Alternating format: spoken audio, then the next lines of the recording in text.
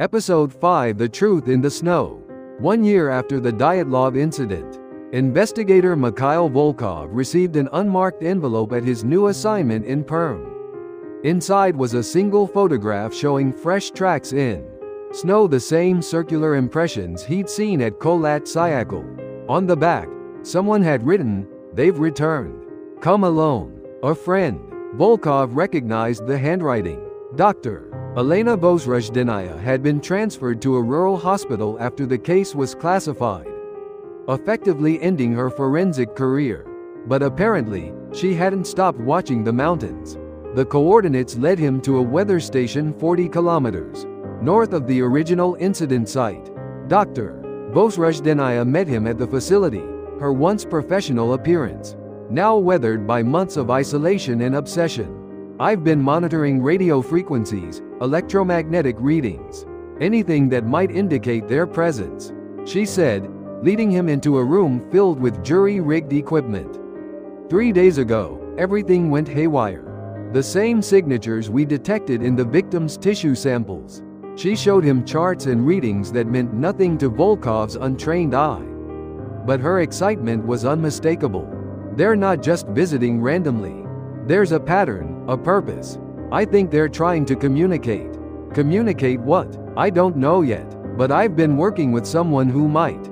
She gestured toward a figure emerging from the back room, an elderly Mansi man Volkov recognized as the shaman Akulina had mentioned.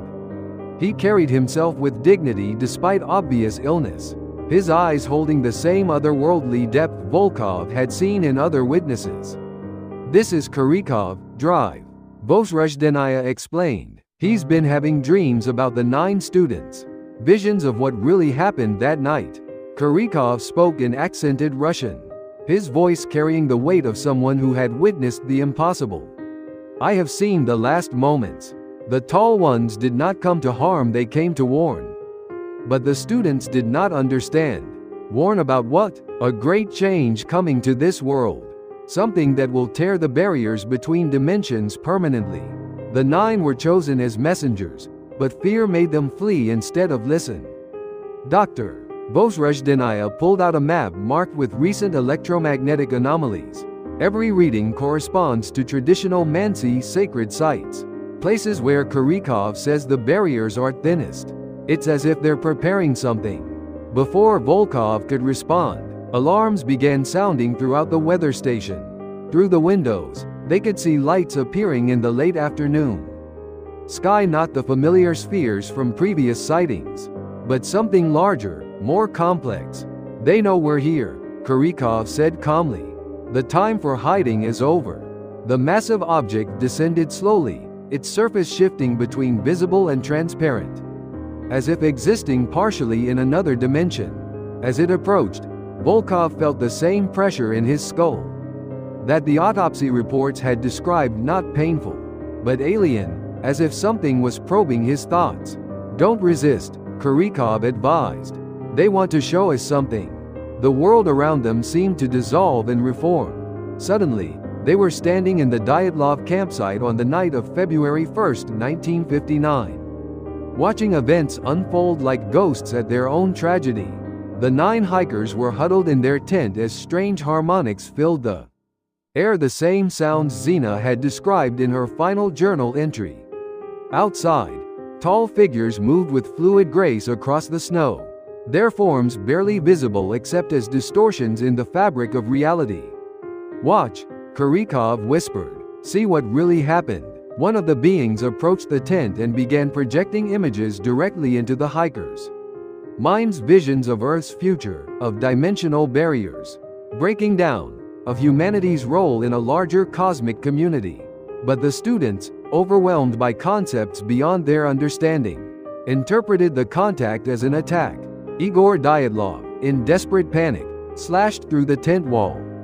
The group fled into the killing cold, their terror overriding all survival instincts. The beings followed, trying to calm them, to complete the message. But each contact only increased the humans' fear.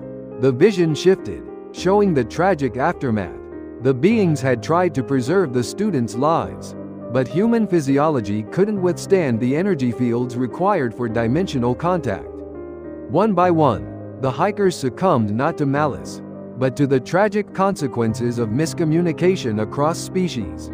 They grieved for the nine, Kurikov explained as the vision faded. They blamed themselves for the failure to properly prepare the messengers. Back in the weather station, the three investigators found themselves changed by the experience. Dr. Vozrozhdeniya was frantically taking notes, trying to record scientific observations of the impossible. Volkov felt a strange calm, as if a weight he'd carried for months had finally been lifted. "Why show us this now?" he asked the empty air. The answer came not in words, but in understanding, a direct transfer of knowledge that bypassed language entirely. The barriers between dimensions were deteriorating, naturally, accelerated by human technological advancement. What had once been periodic visitations would soon become permanent contact. Humanity needed to be prepared. The 9 students had been selected because of their youth, their openness to new experiences, their potential to serve as bridges between worlds. Their deaths had been a tragedy of miscommunication, but their sacrifice had provided valuable data about human psychological responses to contact. "They're asking for volunteers, drive," Vozrozhdeniya said, her voice filled with wonder and terror. "People willing to serve as intermediaries, to help prepare humanity for what's coming." Kurikov nodded slowly. The old shamans understood this role. "We were always meant to be bridges between worlds. The Soviet system tried to destroy this knowledge, but some of us remember." As night fell, more lights appeared over the Ural Mountains, not the few spheres of previous sightings, but dozens of objects in formation, preparing for a revelation that would change human understanding forever. "What happens next?" Volkov asked. "That depends on us, drive," Vozrozhdeniya replied. "We can try to hide the truth like the government wants, or we can help humanity prepare for the inevitable." Kurikov moved to the window, watching the lights dance across the sky. The 9 students died because they were alone, frightened, unprepared. But we are not alone. We have each other, and we have knowledge. In the distance, the lights began forming. Patterns, complex geometric arrangements that seemed to convey meaning beyond words. Instructions, perhaps, or invitations to a dialogue that had been centuries in the making. Volkov realized he faced a choice that would define not just his own future, but potentially humanity's. The truth about Kholat Syakhl wasn't just about 9 dead students, it was about the next stage of human evolution. Contact with intelligences that had been watching and waiting for the species to mature enough for true communication. "The government will never allow this to be public," he said. "Then we don't work through the government, drive," Vozrozhdeniya replied. "We work through people like as scientists, investigators, witnesses who've seen the truth and are willing to prepare others." Kurikov smiled, the expression transforming his weathered face. "My people have been preparing for this day for generations. We know how to teach humans to communicate across the void between stars. The students failed because they had no guidance. We will not fail." As the 3 unlikely allies stood watching the lights perform their cosmic ballet, Volkov understood that the Dyatlov incident had been both an ending and a beginning. 9 lives lost to fear and misunderstanding, but perhaps the catalyst for humanity's first steps toward a larger universe. The truth in the snow wasn't just about what had happened that terrible night in 1959. It was about what was still to come first: contact, dimensional barriers dissolving, and humanity's invitation to join a community of intelligence that spanned the spaces between stars. Outside, the lights pulsed in rhythm, with heartbeats, waiting patiently for their message to be understood. The age of hiding was over. The age of contact had begun.